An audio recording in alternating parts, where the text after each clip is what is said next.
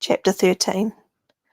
Picture a shanty town made of ragged nylon tents, like for acres. Then picture making a left and finding yourself in front of a big top of the Big Apple Circus. That's what Dr. G.H.'s crib was like.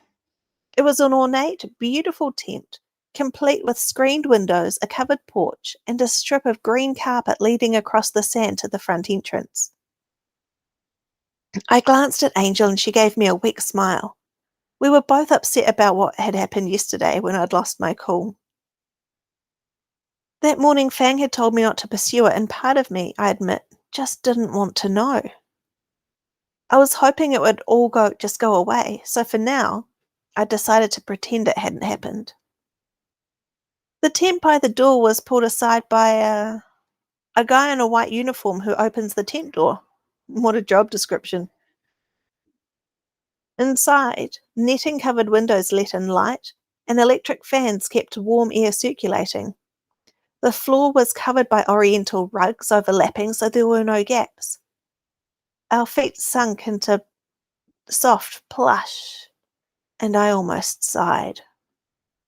The doctor came into the room from behind a screened-off portion of the space and welcomed us with open arms. "Come, sit," he said, and again looking fashionable and elegant. "You must be hungry. I can't tell you how delighted I am to finally make your acquaintance. I've been following your history avidly."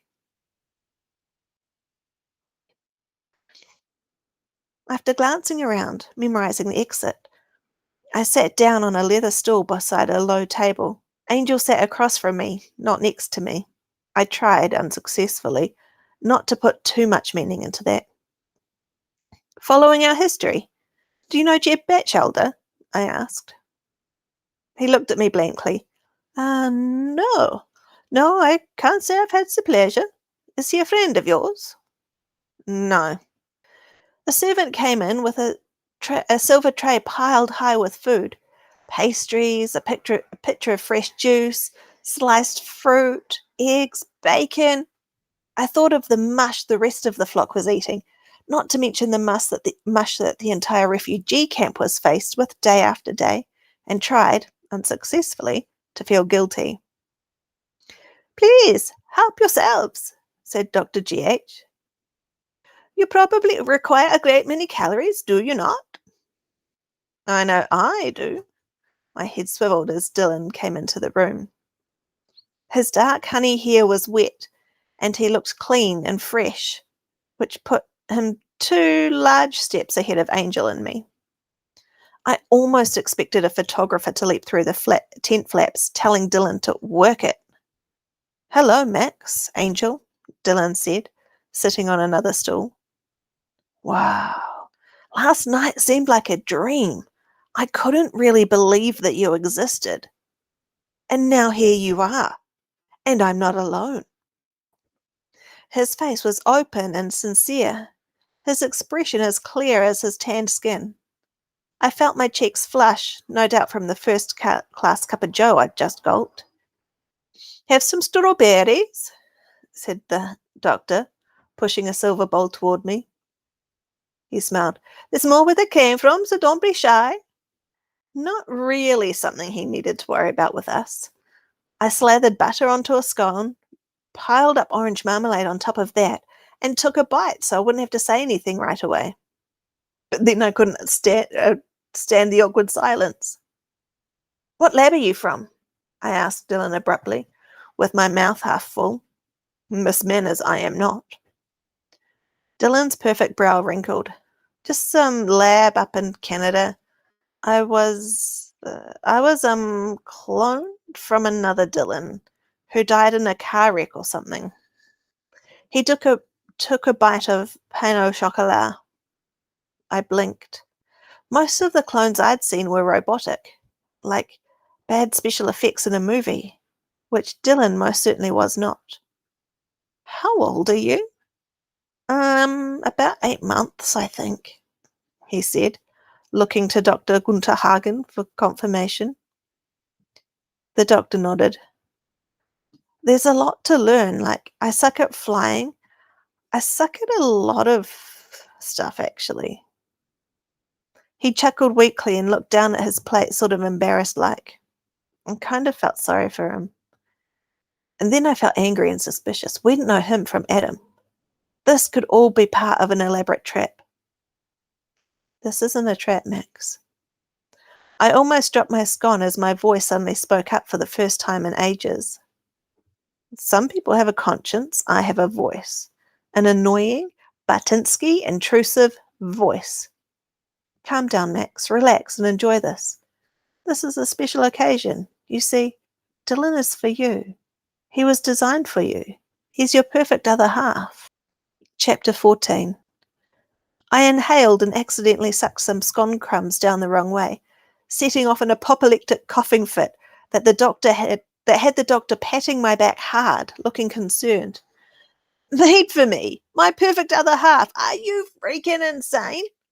My mind screamed even as my eyes watered and I coughed and coughed, unable to bear the awful tickle at the back of the throat. Here, drink this, said Angel, handing me some juice. Can you breathe? The doctor asked. Do you need the Heimlich maneuver? Heimlich me and die, I managed to choke out, taking a sip. Dylan had frozen, a cluster of red grapes in his hand. His eyes were wide and watchful, as if he actually gave a crap about what happened to me.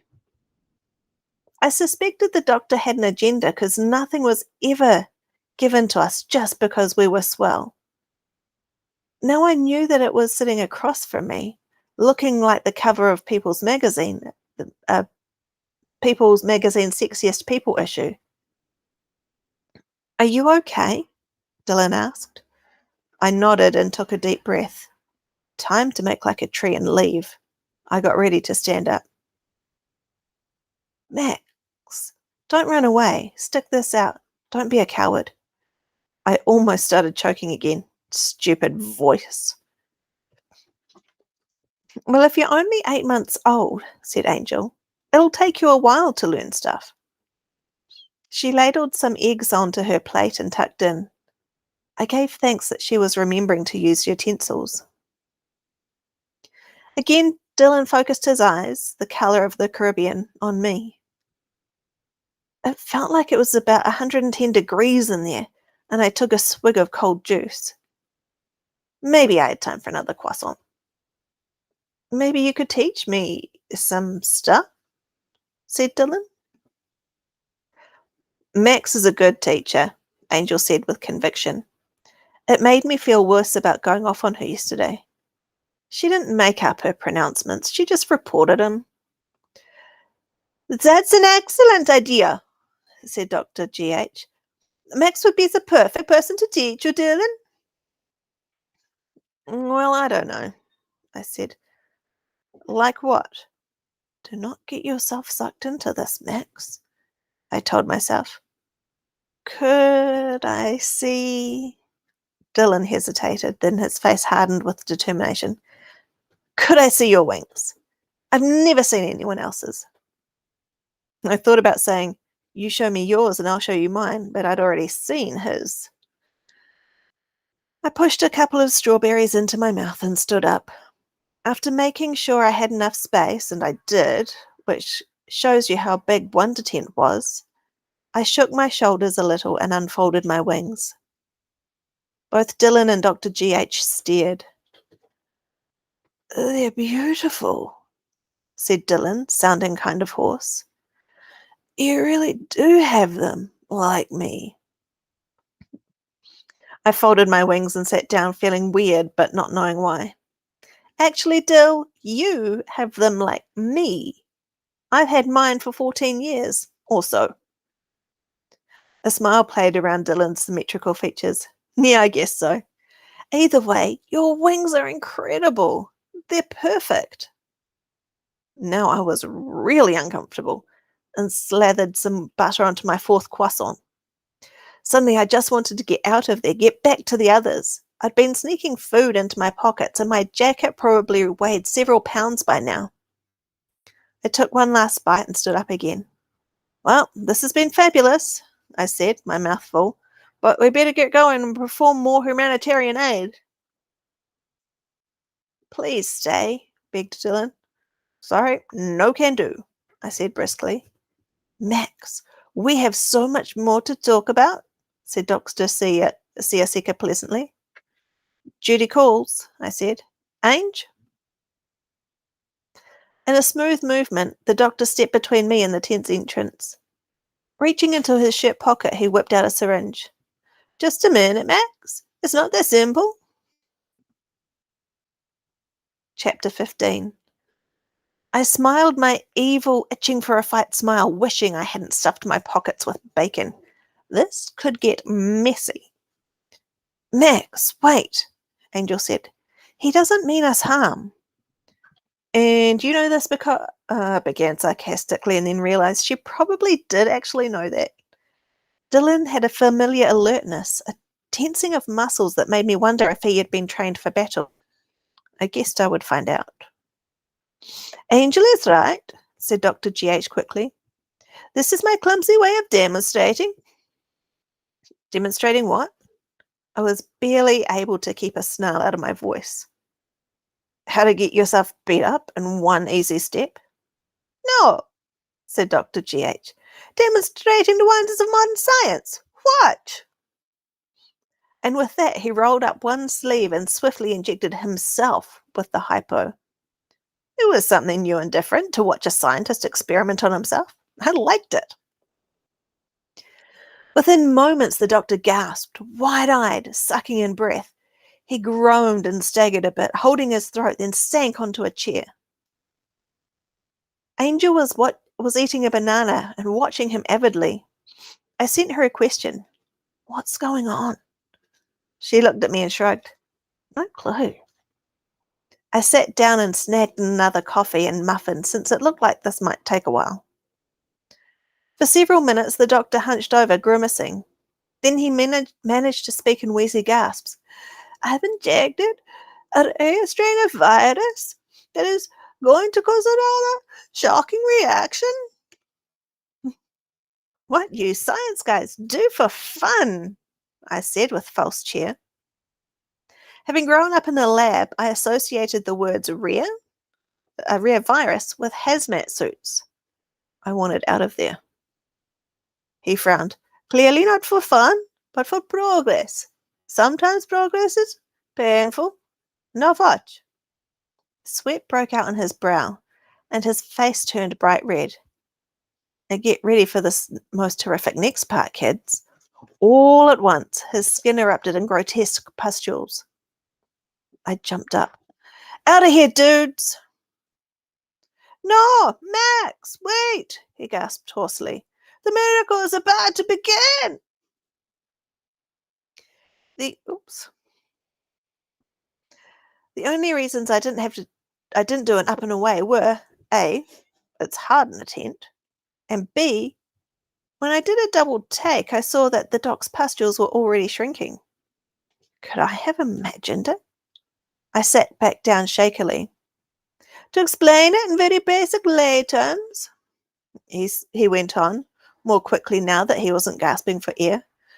A number of my organs and systems, including the skin, brain, blood cells, thyroid, the entire immune system, are now working together to analyze the virus, produce white blood cell and glandular response that will eradicate the virus and circulate it through my body almost instantaneously. Okay. Can see how that might come in handy, I said, thinking about the sick refugees I'd seen in camp. Especially if it puts doctors like you out of business. I don't trust doctors. The doctor smiled. You're getting the picture, Max. Because in an apocalypse there are no doctors. There are no hospitals and certainly no insurance companies. You are on your own. It is you against the forces of nature, which at this point in the Earth's history surely see it as the best interest to eradicate the human race. Do you understand what I mean, Max? Let me give you another example. He pulled out a meat cleaver. Chapter 16. Before I had a chance to disappear, fast, Dr. Gunther Hagen had hacked off the tip of his left pinky finger. You heard me right. Angel screamed, I screamed, the madman screamed too, in pain, then regained his composure. Don't worry, children, he grunted. The biological healing system is now working together with an advanced stem cell response. I am able to reposition my severed fingertip. He moved it back in place and pressed on it to his stub with a pained expression. Or, even more miraculously, were you willing to stay with me for the next several days, you could actually watch a new one grow right back in its place. Whoa, was all I could say. Dylan looked unmoved by the whole thing. Guess people sprouting new limbs was common where he came from. A moment later, the doctor held up his left hand and wiggled all 5 fingers. Intact. This guy was seriously starting to worry me, and I began to back slowly toward the door, ready to leap out of the way if he lunged at me with a needle, or meat cleaver. Angel looked excited, and I frowned. Typical yin-yang response from us. Okay. I think I get it, I said. I also get that it all seems a little too good to be true. What makes you say that? The doctor asked, examining his healed finger with satisfaction. Well, that must be some pretty super mega powerful body chemistry happening there. If it can kill a virus in a single explosion, could it, say, accidentally kill you? Or could you accidentally grow an ear instead of a fingertip? How about a claw? The doctor waved his hand impatiently. Of course there are bugs that need to be worked out. Certainly overactive immune system response can be a tricky business, among other challenges. We're working on that, but in the meantime, we have the pharmacology to counteract the side effects. My point is, once those bugs are solved, a world of possibilities opens up. And a world of unpredictable chaos, I thought. After the apocalypse, we could all be living like cavemen again, the doctor said. We could be hunted by the huge mutant carnivores, things we can't even imagine now. We need every weapon, shield, and protection in our arsenal. And here's the important thing, Max. Remember this if you remember nothing else. We must be our own weapons. His eyes were focused intently on me. I'll just ask now, what is it about my persona that draws every insane, power-hungry nutcase to me like a magnet? We will have to survive on our own strengths. You can fly. You and the flock have gifts. Dylan here is also gifted and in some ways different from you. But this kind of healing ability will be the difference between life and death in the near future. Well, I said. Traditionally, I would have come up with something snappy and or scathing here, but I have to tell you, this guy unnerved me. Because, in a crazy way, what he was saying made some kind of sense. It's really impressive, I said, but I don't see what it has to do with me, with us. Dr. G.H. straightened. I asked you here to discuss a possible alliance between us, a partnership, if you will. Your flock and my companies and Dylan. With your natural abilities and the powers of science I'm unleashing, we can, in essence, ensure the survival of the humankind. We would be allies? Angel asked. No, I told her, giving her a warning look that she ignored. Again, I started to make my way toward the door.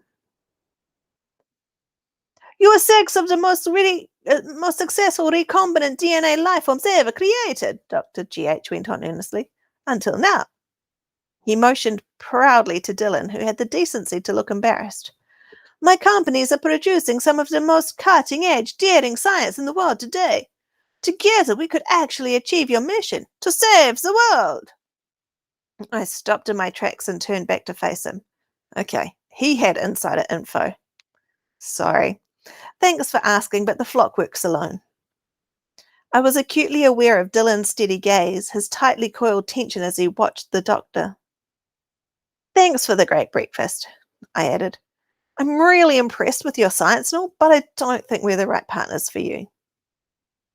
That was probably the most diplomatic, least obnoxious reply I've ever given anyone my whole life. This isn't goodbye, Max. The doctor's voice followed me as I exited the tent. And that isn't your final answer. Chapter 17. Have I ever told you how much I hate needles? Oh, that's what's there. Bad childhood memories. It's a lab escapee thing. The meat cleaver was a mere annoyance in comparison. My mind was still reeling as I slogged through the sand back to our camp. I kept a death grip on Angel's hand as she trotted beside me to keep up. The African sun beat down on us, and for the first time I felt the heat crushing me.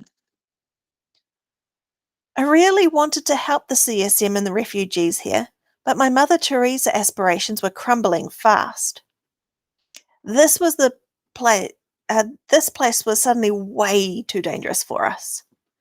Angel's dire prediction, what the voice had said about Dylan, Chu, and the disappearing refugees in the middle of the night, and now Dr. Hans's obsessive fondness for wielding knives and needles full of pathogens had all combined to turn this trip into a nightmare. We had to get out of there and far away from Dr. Cleaner. ASAP. What did you think about Dylan? Angel asked. Poor sap, I said briefly, and tried not to think any more about him in case she was in mind-reading mode. Don't you think we should stay to help him? Help him do what? Help him to learn, she said. He's brand new. He doesn't have anyone else. I don't think he can learn what he needs to know from Dr. Hans. At least we all have each other. She smiled and smiled up at me somewhat tentatively. Stopping, I looked into her blue eyes. Do we, Angel? I asked softly as her smile faltered. Do we all have each other? Have each other's backs? She didn't say anything, and we were out of sight of our tent. Gazzy called over to us. I strode forward and motioned everyone inside. In the heat of the day, it was stifling, but I would make this fast. Okay, I said. First, here. I handed out squashed bacon, muffins, fruit, everything I'd been able to stuff into the cargo pockets of my pants and my jacket. In retrospect, the handful of scrambled eggs had not been a good idea, but still, my poor hungry flock fell on everything like hygiene-challenged hyenas. Gazzy actually moaned as he downed a piece of bacon in 2 bites. Listen up, I said urgently. It's time to round up your gear. I'm going to check in with Patrick and then we're getting the flock out of here. If we head northeast, we'll hit Italy. From Italy to Ireland. Ireland to New York. Sound good? They all looked at me. I'll explain on the road, but we have to get out of here. Fast. I even looked over my shoulder as if Dr. Hackerhagen was about to pop through our tent flap. Aren't we supposed to stay and help? Nudge asked, brushing off crumbs. We've helped. We've posed for pictures, I said, shoving my stuff into my backpack. Us staying a bit longer won't do that much more. Are we going on another CSM mission? Nudge asked. Nah, not for a while, I said. We're headed someplace new and different. Fang looked at me and smiled. It was time to spill our little secret. Home.